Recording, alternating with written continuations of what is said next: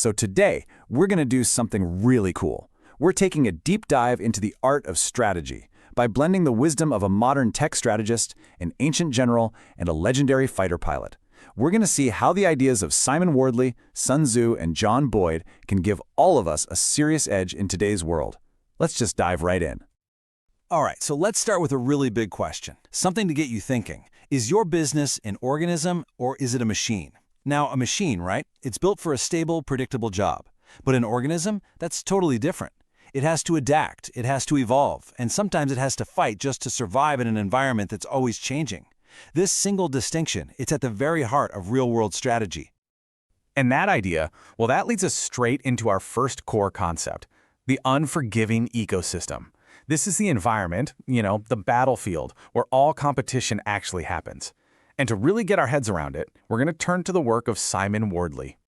See, Wardley's whole point is that we've got to stop looking at our businesses like these static, flow charts. They're living things. They need resources, they grow, and eventually they die. They live inside this larger ecosystem where they're constantly being shaped by and also shaping everything around them. In this world, survival is 100% dependent on continuous adaptation. Okay, I know this sounds super traumatic, but stick with me here because it's a really crucial point.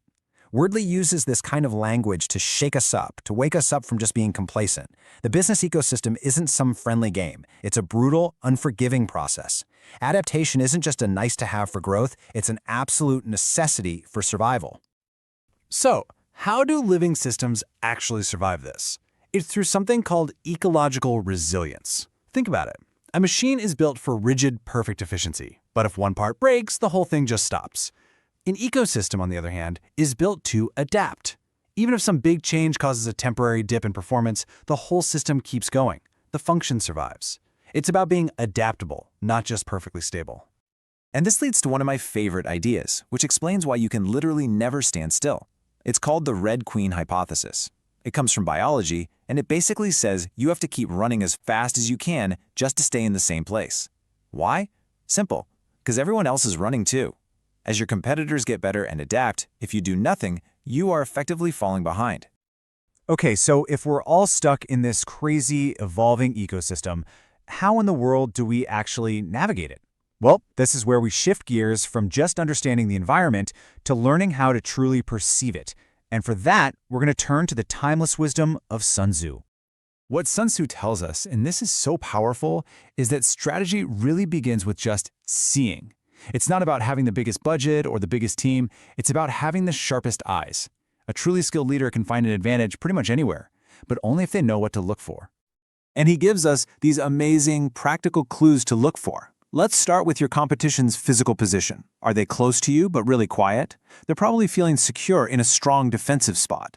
Are they far away but trying to provoke you, trying to get a reaction?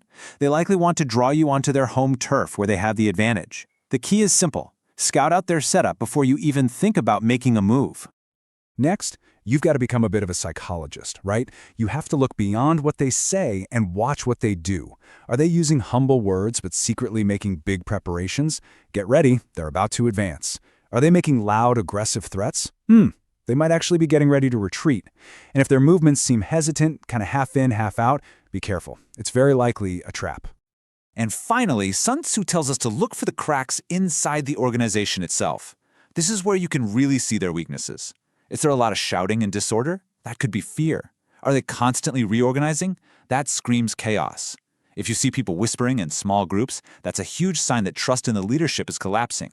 Even something that looks positive, like giving out too many rewards, can actually be a sign of distress, a desperate move to keep morale from tanking. All right, so you've analyzed the ecosystem with Wardley, you've learned how to see with Sun Tzu, so what's next? Well, now you have to act. And for that, we turn to a U.S. Air Force Colonel John Boyd, who taught the world that speed and rhythm are absolutely devastating weapons. Boyd's central idea, which she got from being a fighter pilot, is it's a total game changer. To win any kind of conflict, you have to operate at a faster tempo, a faster rhythm than your opponents, period. It's not just about making good decisions, it's about making good decisions faster than the other guy. And the way you do this, the engine behind it all, is his legendary OODA loop. It's a 4-step cycle, and it's brilliant in its simplicity. First, you observe what's happening. Second, and this is the most critical step, you orient yourself. That means you process the new information and figure out what it means in the bigger picture. Third, you decide on a plan. And fourth, you act. And then, boom, the loop starts all over again, instantly. So the whole point, the strategic goal here, is to get through your OODA loop way faster than your competitor. When you do that, you get inside their decision-making process. To them, your actions will seem unpredictable, maybe even chaotic, because they're constantly reacting to a situation that has already changed. This creates confusion and disorder until their ability to even respond just completely collapses. Okay, so let's pull all these threads together now. We've got Wardley's environment, Sun Tzu's observation, and Boyd's tempo. How do we actually use all this? Well, it all comes down to mastering the art of movement. And this table is kind of like a playbook for how to move based on the type of environment you find yourself in. So, for example, if things are ambiguous, really unclear, you don't just charge in, you move where the competition is weak, which helps you learn more and get a better sense of things. Or what if the environment is volatile, changing like crazy? The best move is often to just hold your ground at first, see how things shake out, and then move with the change, not try to fight it. In a slow, inertial environment, you either blow past it quickly, or if you have to engage, find small groups who support you. And finally, in a stable, predictable world, that's when you can make moves based on classic advantages, like controlling key resources and your team's own capabilities. All right, let's wrap this up by talking about the mindset, the core principles you need to actually be an adaptive organization. This is basically the doctrine you live by. And the absolute foundation, the thing that holds everything else up, comes right from Sun Tzu. It's trust. It's everything. Without trust, you can't have synchronized, harmonized action. If your team doesn't trust the direction or the leadership, even the most brilliant strategy in the world is going to be impossible to execute. So this all boils down to a few key principles for the path forward. First, you commit to the big picture, the overall direction, but you stay incredibly flexible on how you actually get there.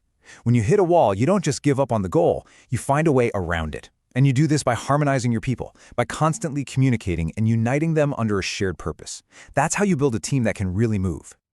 And as we get ready to close this out, I want to leave you with this absolutely mind-bending idea from Simon Wardley. He says, there is no core. Everything is transient. Whatever you think is core to your company won't be at some point in the future. Just let that sink in for a second. The one thing you think is essential to your business will eventually be obsolete. And that, of course, brings us to the final big question that I want you to take with you from our time together today. Look at your own business, your own project, that thing you call your core competency. If Wardley is right, and everything is temporary, what's going to replace it? And maybe more importantly, are you getting ready for that future right now?